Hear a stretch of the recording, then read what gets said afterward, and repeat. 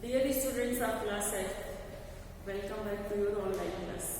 Students, आज हम लोग पढ़ेंगे लेसन 15 अशोक का शस्त्र त्याग। इस कहानी के माध्यम से हम जानेंगे कि किस प्रकार अशोक ने चक्रवर्ती सम्राट अशोक हिंसा को त्याग कर अहिंसा के पथ पर चलने के लिए अपने को तैयार किया। पद्मा ने उन्हें इस प्रकार प्रेरित किया उनके कि वो हमेशा हमेशा के लिए हिंसा को त्याग कर अहिंसा के मार्ग पर चलने के लिए तैयार हो गए। तो आइए हम इस कहानी के माध्यम से अशोक का शस्त्र त्याग पढ़ते हैं। हम जानते हैं कि अशोक ने हमेशा हमेशा के लिए किस प्रकार अपने शस्त्रों का त्याग कर दिया। जो एक खूंखार हिंसक राजा था, महाराजा था, वह पद्मा की बातों से इस प्रकार प्रभावित हो गया कि वो हमेशा हमेशा के लिए अपने आप को अहिंसा के पथ पर चलने के लिए अपने मन में संकल्प कर लिया और उसने ठान लिया कि आज के बाद वो किसी भी प्रकार के जीव जंतु का कोई हानि नहीं पहुंचाएंगे। तो हम इस कहानी के माध्यम से आज यह जानेंगे। ओके, देखिए, चक्रवर्ती सम्राट के रूप में महाराज अशोक का नाम विश्वविख्यात है। अपने शासन काल में साम्राज्य विस्तार के लिए उन्होंने अनेक लड़ाइयां लड़ी, किंतु कलिंग के युद्ध के भीषण परिणाम को देखकर उनका हृदय परिवर्तित हो गया। उन्होंने युद्ध न करने की प्रतिज्ञा की, लेकिन कैसे? देखिए, कलिंग के युद्ध के भीषण परिणाम, युद्ध के परिणाम के बारे में उन्होंने जाना, सोचा और उसे देखकर उनका हृदय परिवर्तित हो गया और उन्होंने युद्ध न करने की और उसी समय से युद्ध नहीं करने की उन्होंने प्रतिज्ञा ले ली। अपने मन में ठान लिया कि आज के बाद मैं कोई युद्ध नहीं करूंगा। फिर बौद्ध धर्म अपनाकर अपनी प्रजा और देश के लिए अनेक कल्याणकर कार्य किए। दूर दूर के देशों तक महात्मा बुद्ध के उपदेशों का प्रचार किया। इस प्रकार बाद में वे एक महान प्रजावत्सल सम्राट के रूप में प्रसिद्ध हुए। इस नाटक का पहला दृश्य है, देखिए, एक मैदान में मगध के सैनिकों के शिविर लगे हैं। एक फील्ड है, मैदान है, जहां मगध के सैनिकों के शिविर लगे हुए हैं। बीच में मगध की पताका फहरा रही है। पताका के पास ही महाराज अशोक का शिविर है।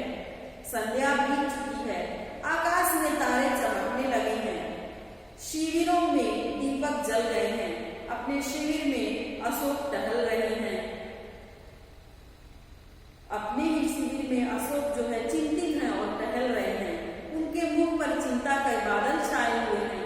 वे कुछ सोचते हुए आसन पर बैठ जाते हैं और वह अपने मन में कुछ सोचते हुए आसन पर बैठ जाते हैं।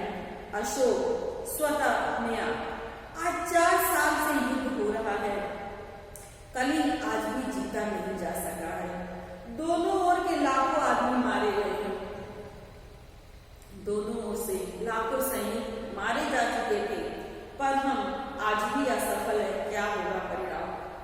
और सोचते हैं कि इस युद्ध का क्या परिणाम होगा। द्वारपाल से झुकाकर राजन संवाददाता आना चाहता है। अशोक क्या बोलते हैं? आने दो, संवाददाता प्रवेश कर। महाराज अशोक की जय हो। क्या कहता है कि महाराज अशोक की जय हो। शुभ संवाद है। गुप्तचर समाचार लाया है कि कलिंग के महाराज लड़ाई में मारे गए हैं और कलिंग के महाराज संवाददाता आकर अशोक को बताता है कि आज कलिंग के महाराजा जो है वीर गति को प्राप्त हो गए, मारे गए, युद्ध में उन्हें मार दिया गया था। अशोक प्रसन्नता पूर्वक, अशोक खुश हो जाता है। मारे गए हैं तो मगध की विजय हुई है, कलिंग जीत लिया गया है। तब उन्हें खुशी होती है कि हमने कलिंग पर विजय प्राप्त कर ली, मगध की जीत हो गई। संवाददाता चुप रहता है। अशोक, बोलते क्यों नहीं हो? तुम चुप क्यों हो? संवाददाता, धीरे से बोलूं क्या महाराज? कलिंग दुर्ग के फाटक आज भी बंद हैं। फिर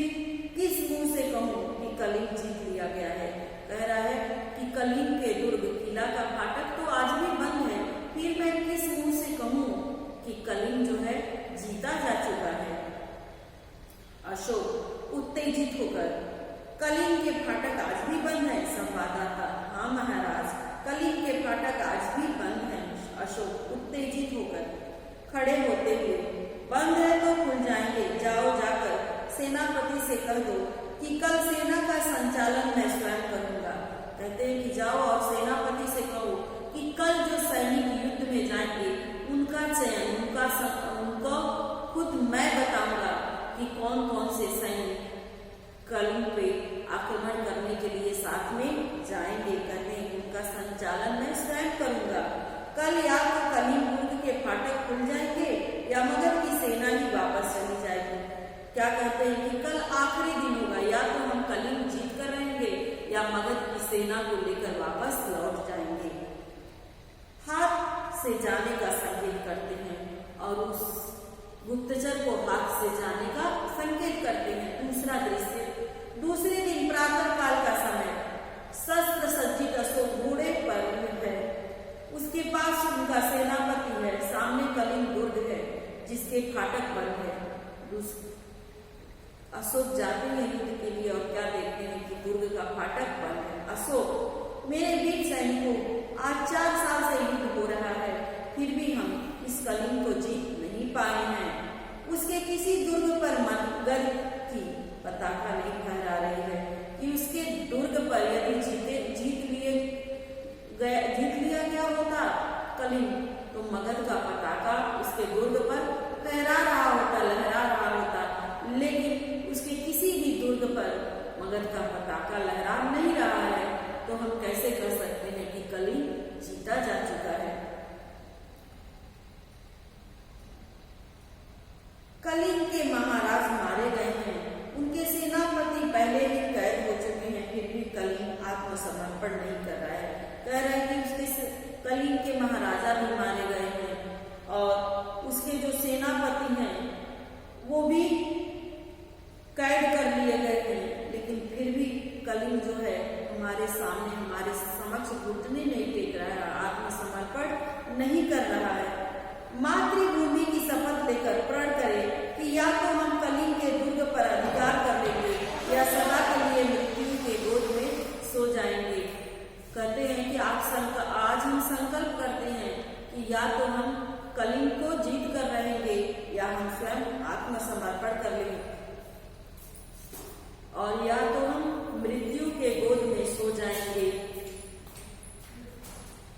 ओके, तब सब सैनिक तलवार खींचकर मगध की जय, महाराज अशोक की जय। सहसा दुर्ग का फाटक खुल जाता है, सब आश्चर्य से उधर देखने लगते हैं। उनकी तलवारें खींची रह जाती हैं। शस्त्र सज्जित स्त्रियों की विशाल सेना फाटक के बाहर निकलने लगती है। सेना के साथ पुरुष वेश में, पुरुष के वेश में एक वीरांगना है जो सैनिकों के वेश में साक्षात चंडी सी दिखाई देती है और उन सैनिकों में सबसे आगे एक वीरांगना है जो पुरुष के वेश में दिखाई दे रही है और वो ऐसा रूप धारण की है जैसे चंडी सी दिखाई दे रही है। यह कलिंग महाराज की लड़ाई पद्मा है। और कहती है कि यह कलिंग के महाराज की लड़की पद्मा है, जो महाराज मारे जा चुके थे युद्ध में, उनकी लड़की पद्मा है। स्त्रियों की सेना अशोक की सेना से कुछ दूरी पर रुक जाती है। स्त्रियों की सेना जो है अशोक की सेना से कुछ दूरी पर ही रुक जाती है। अशोक के सिपाही मंत्रमुग्ध से देखते रह जाते हैं। उन सारी सेनाओं को मंत्रमुग्ध होकर देखते रह जाते हैं। अशोक भी चकित रह जाते हैं। पद्मा आगे बढ़कर अपनी सेना से क्या बोलती है, देखिए, बहनों, तुम वीर कन्या, वीर भगिनी और वीर पत्नी हो, मुझे तुमसे कुछ नहीं करना है। जिस सेना ने तुम्हारे पिता, भाई, पुत्र और पति की हत्या की है वह तुम्हारे सामने खड़ी है। आज उसी से तुम्हें लोहा लेना है। तुम प्रण करो कि जननी जन्मभूमि को पराधीन होते देखने के पहले तुम सदा के लिए अपनी आंखें बंद कर दोगे कि जननी अर्थात जन्मभूमि, मातृभूमि को आज, अपनी धरती माता को आज पराधीन होने बंद कर लेंगे।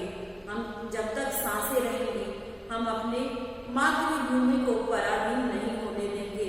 और ऐसा हुआ तो लड़ते लड़ते भले ही हम मृत्यु को प्राप्त हो जाएंगे, लेकिन ऐसा हो अपने जीते जी ऐसा नहीं होने देंगे। ऐसा संकल्प कलिंग की सारी स्त्रियां लेती हैं।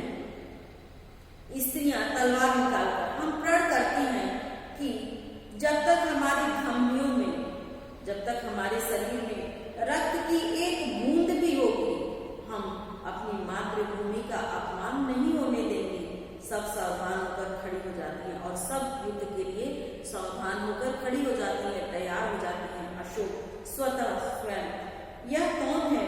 क्या साक्षात दुर्गा कलिंग की रक्षा करने के लिए युद्ध भूमि में आ गई है? यह स्त्री है, सभी स्त्रियां हैं। क्या स्त्रियों से भी युद्ध करना होगा? कह रहे हैं कि क्या अब हमारा ऐसा दिन आ गया है कि हम, अशोक जो है कह रहे हैं कि हमारा ऐसा दिन आ गया है कि अब हमें स्त्रियों से युद्ध करना होगा। क्या अशोक को स्त्रियों का भी वध करना पड़ेगा? ना ना, मैं स्त्री वध नहीं करूंगा, मुझे विजय नहीं चाहिए, मैं यह पाप नहीं करूंगा, मैं शस्त्र नहीं चलाऊंगा। प्रकट सैनिकों, स्त्रियों पर हाथ न उठाना। और सारे सैनिकों के समक्ष आकर कहते हैं कि सैनिकों सुनो, यह मेरी आज्ञा है कि तुम किसी भी स्त्री पर हाथ मत उठाना। आगे बढ़कर तुम कौन हो देवी? पद्मा क्या बोलती है? पद्मा आती है और कहती है मैं कलिंग महाराज की कन्या हूँ, मैं उनकी लड़की हूँ, मैं हत्यारे अशोक की सेना से लड़ने आई हूँ। जब तक मैं हूँ मेरी ये वीरांगनाएं हैं, कलिंग के भीतर कोई पैर नहीं रख सकता। कहाँ है अशोक? कहाँ है मेरे पिता का हत्यारा? मैं उससे द्वंद्व युद्ध करना चाहती हूँ, अपने सामने का युद्ध करना चाहती हूँ। अशोक, अशोक तो मैं ही हूँ राजकुमारी, दोषी मैं ही हूँ, परंतु तुम स्त्री हो, तुम्हारी सखियां स्त्री हैं, मैं स्त्री पर शस्त्र नहीं चलाऊंगा। कहते हैं कि तुम और तुम्हारी सखियां जो है औरत हो, स्त्री हो, और मैं स्त्रियों में अपना शस्त्र नहीं चलाऊंगा। पद्मा, क्यों महाराज? अशोक, शास्त्र की आज्ञा है राजकुमारी। अशोक जो है बताता है शास्त्र की आज्ञा है राजकुमारी कि हम पुरुष स्त्रियों पे अपना शस्त्र नहीं उठा सकते। फिर पद्मा क्या बोलती हैं? और शास्त्र की आज्ञा है कि तुम निरपराधियों की हत्या करो, जिसने अपराध नहीं किया वो उसकी हत्या करो, यह किस शास्त्र में लिखा है? शास्त्र की आज्ञा है कि तुम अपनी विजय लालसा पूरी करने के लिए लाखों माताओं की गोद सुनी करो, लाखों स्त्रियों की मांग का सिंदूर पोंछ दो। ये क्या शास्त्र की आज्ञा है? फूंक दो उस शास्त्र को जो तुम्हें यह सिखाता है कि ऐसे शास्त्र को तो फूंक देना चाहिए जो तुम्हें निरपराधियों की हत्या करना सिखाता है। तुमसे शास्त्र सीखने नहीं युद्ध करने आई हूँ, और मैं तुमसे शास्त्र सीखने नहीं आई हूँ, मैं तुमसे युद्ध करने आई हूँ। ऐसा पद्मा बोलती है अशोक से। अपने सिपाहियों से कहो तलवार उठाएं। कलिंग की स्त्रियां तुमसे कुछ नहीं चाहती, केवल युद्ध चाहती हैं। कि कलिंग की जो स्त्रियां हैं, जो वीरांगनाएं हैं, वो तुमसे और कुछ नहीं चाहती हैं, केवल युद्ध करना चाहती हैं। अशोक सिर झुका लेते हैं। अशोक उन स्त्रियों के सेना के सामने अपना सिर झुका लेते हैं। पद्मा, क्यों सिर क्यों झुका लिया महाराज? मैं युद्ध चाहती हूँ। पद्मा अशोक से कहती है कि आपने सिर क्यों झुका लिया? मैं आपसे युद्ध करना चाहती हूँ, केवल युद्ध। आज आपके भीषण यज्ञ की पूर्णाहुति होगी। आज आपके इस भीषण युद्ध रूपी महायज्ञ की पूर्ण आहुति होगी।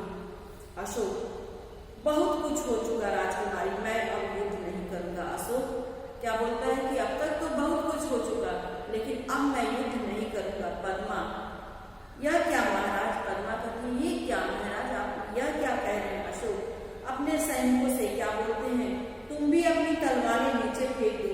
आज से अशोक किसी पर आक्रमण करने की आज्ञा नहीं देगा।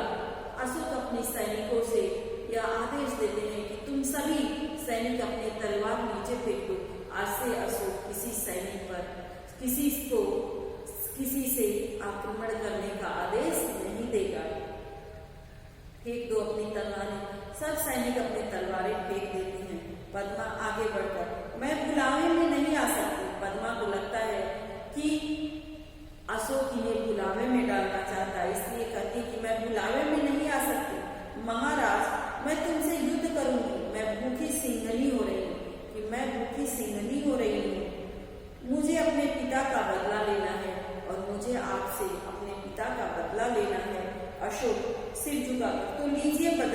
राजकुमारी, मैं अपराधी हूँ। जिस अशोक ने लाखों का सिर काटा है और जिस अशोक का सिर आज तक किसी के आगे नहीं झुका है, वह आपके सामने नत है। काट लीजिए इस सिर को, मैं हथियार नहीं उठाऊंगी, मेरी प्रतिज्ञा अटल है।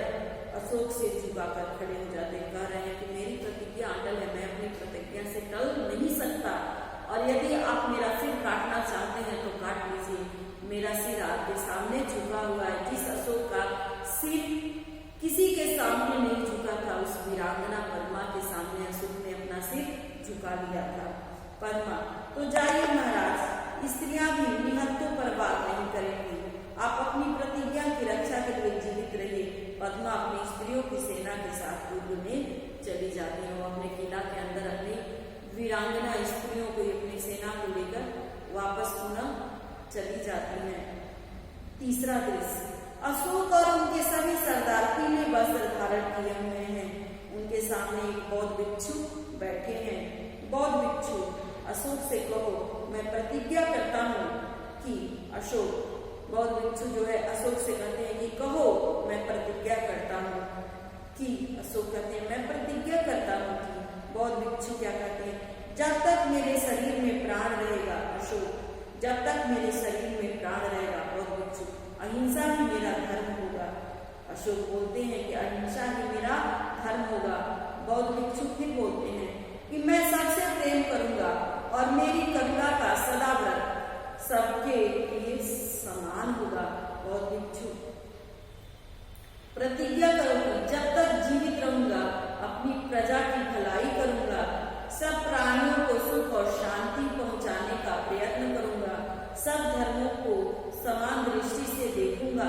अशोक, मैं प्रतिज्ञा करता हूँ कि मैं शक्ति भर आपकी आज्ञा का पालन करूंगा। वो प्रतिज्ञा करते हैं कि मैं अपने सामर्थ्य अनुसार आपकी आज्ञा का पालन करूंगा। बौद्ध भिक्षु, बोलो, बुद्धम शरणम गच्छामि, धम्मम शरणम गच्छामि, संघम शरणम गच्छामि। सभी बोलते हैं बुद्धम शरणम गच्छामि, धम्मम शरणम गच्छामि, संघम शरणम गच्छामि, और इस तरह पट्टा घुस जाता है और यह नाटक पूरा होता है। स्टूडेंट्स, हमारा सेकेंड टर्म एग्जाम का क्वेश्चन है 9 to 15 लेसन। इस सभी लेसन के एक्सरसाइज और वर्ड मीनिंग आप लोग लर्न कीजिए। क्वेश्चन आंसर मौखिक और लिखित दोनों लर्न करना है।